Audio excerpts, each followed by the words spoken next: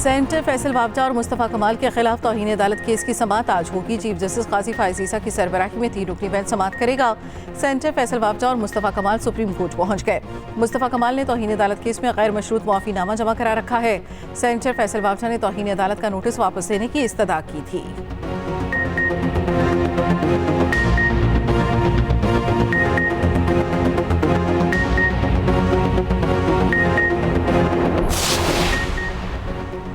वज़ीर आज़म 5 रोज़ा सरकारी दौरे पर चीन में मौजूद। शहबाज शरीफ से चीनी हाईटेक कंपनियों के सरबराहों की मुलाकात।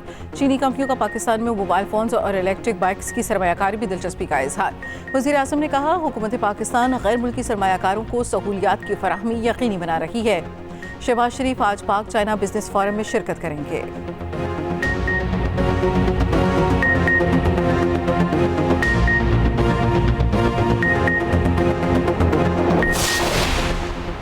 वफाकी वज़रा मोहसिन नकवी और चौधरी सालिक हुसैन की इटली के वज़ीर दाखिला से मुलाकात। गैर कानूनी तारकीन वतन और इंसानी स्मगलिंग के खिलाफ मौसर लाहे अमल पर इतफाक। मुश्तरका तौर पर करीबी कोऑर्डिनेशन के तहत काम करने का फैसला। मोहसिन नकवी का इटली में कैद 146 पाकिस्तानियों की वापसी का मुतालबा।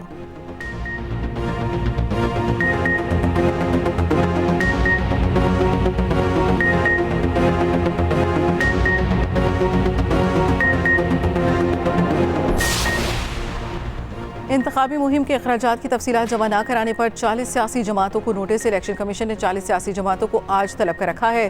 काफली के चौधरी शुजात हुसैन और MWM के राजा नासिर अब्बास तलब। BNP के सदर अख्तर मैंगल, ANP के सदर असफंदियार वली भी तलब।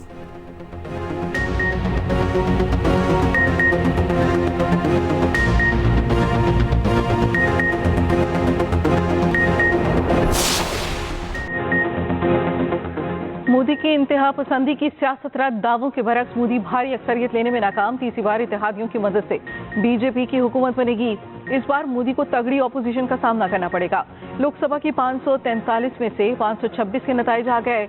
मोदी के 400 सीटों की जीत के दावों के बरक्स बीजेपी इत्तेहाद NDA 280 सीटों पर कामयाब। कांग्रेस इत्तेहाद इंडिया 209 सीटें ले उड़ा।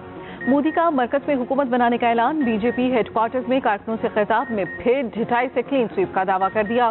पंजाब में मोदी का इत्तेहाद कोई सीट न जीत सका। तमिलनाडु में भी NDA को 1 सीट न मिली। महाराष्ट्र में कांग्रेस का बोलबाला। मगरबी बंगाल में भी बीजेपी कुछ न कर पाई।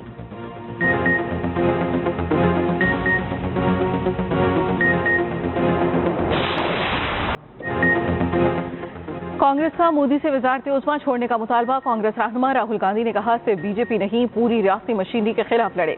खुफिया एजेंसियां, ब्यूरोक्रेसी और आधी अदरिया भी हमारे खिलाफ थी। इंडिया इत्तेहाद ने इलेक्शन में भारतीय आइन को बचा लिया। बीजेपी ने पार्टियां तोड़ी, वज़राए आला को जेल में डाला, हर हथकंडे को इस्तेमाल किया। कांग्रेस रहनुमाओं ने मुत्तहिद होकर हुकूमत के खिलाफ इलेक्शन लड़ा। बीजेपी अपने मज़मूम अज़ाइम में कामयाब नहीं हो पाएगी। लोकसभा इंतखाबात में कांग्रेस को बड़ी कामयाबी मिली। राहुल गांधी दोनों सीटों पर इंतखाबात जीत गए। बंगाल की वज़ीर आला ममता बनर्जी का मोदी से इस्तीफे का मुतालबा।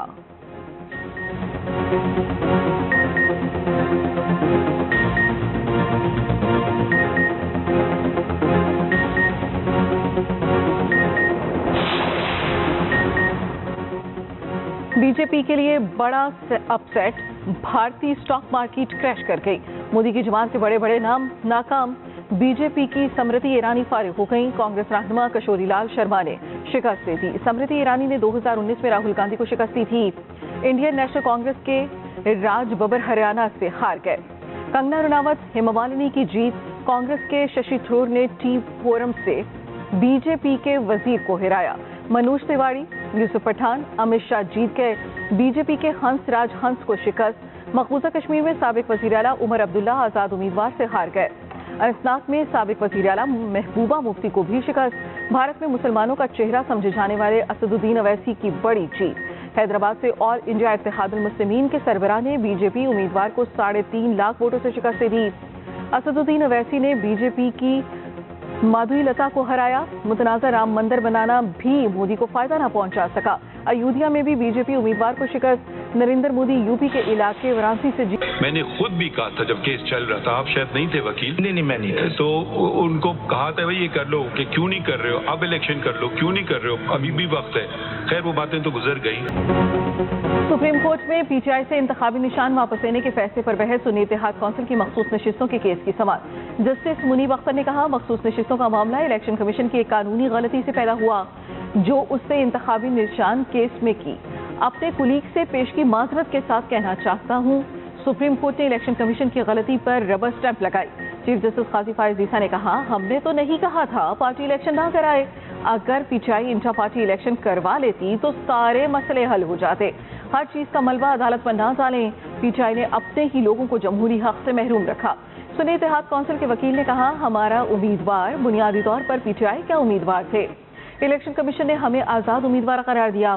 चीफ जस्टिस ने कहा, अब आप पीटीआई को ठुकरा चुके, सुन्नी इत्तेहाद कौंसिल में आ चुके। समाअत 24 जून तक मुलतवी। मीडिया से गुफ्तगू में चेयरमैन पीटीआई बैरिस्टर गोहर ने कहा, उम्मीद है 25 जून को फैसला हमारे हक में होगा। इलेक्शन कमीशन पीटीआई के इंटर पार्टी इलेक्शन को तस्लीम करे। हमें सुप्रीम कोर्ट से उम्मीद और एतमाद है।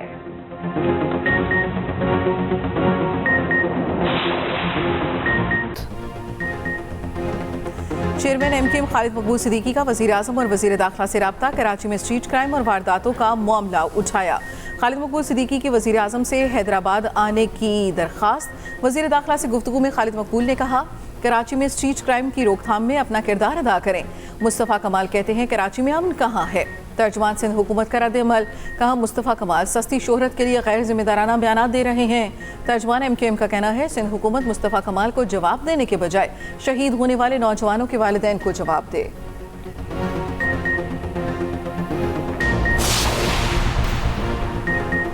पाक बहरिया और मैरीटाइम सिक्योरिटी के समंदर में कार्रवाई। मंशियात की बड़ी खेप पकड़ ली। ISPR के मुताबिक शुमाली बहरा अरब में कार्रवाई की गई। जब्त की जाने वाली मंशियात की आलमी मार्केट में कीमत हज़ारों डॉलर है।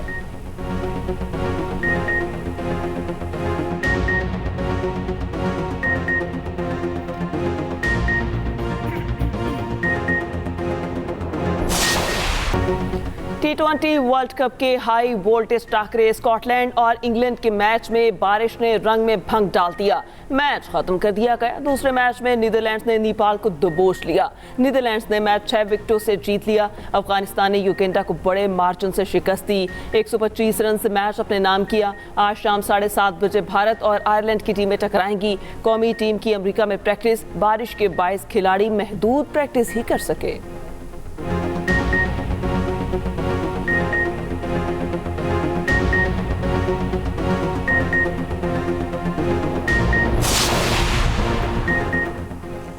नौ जून को पाक भारत टाकरे में दहशतगर्दी का खदशा। अमेरिका के नसाउ स्टेडियम की सिक्योरिटी फुल प्रूफ। इजाफी सिक्योरिटी तैनात। क्रिकेट स्टेडियम के मखसूस मकामात पर स्नाइपर्स ड्यूटी देंगे। श्रीलंकन टीम ICC के रवैये से नाखुश। सफरी शेड्यूल को गैर मुनसिफाना करार दे दिया। लंकन खिलाड़ी का नाम लिए बगैर भारत पर नवाज शाद का शिकवा। कहा, कुछ टीमों को होटल के बिल्कुल करीब रखा गया। हमारा वेन्यू घंटों के सफर पर है।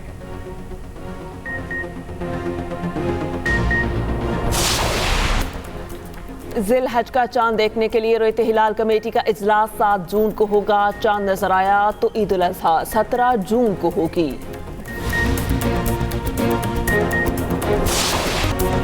और मवेशी मंडियों में रौनकें बढ़ गई। मौसम बेहतर होते ही खरीदारी में भी तेजी।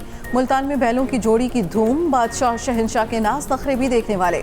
उधर कराची की नॉर्दर्न बाईपास मवेशी मंडी में जंगल के बादशाह की एंट्री।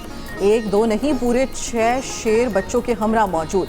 शेरों की 3 जोड़ियां शहरियों की दिलचस्पी का मरकज बन गईं।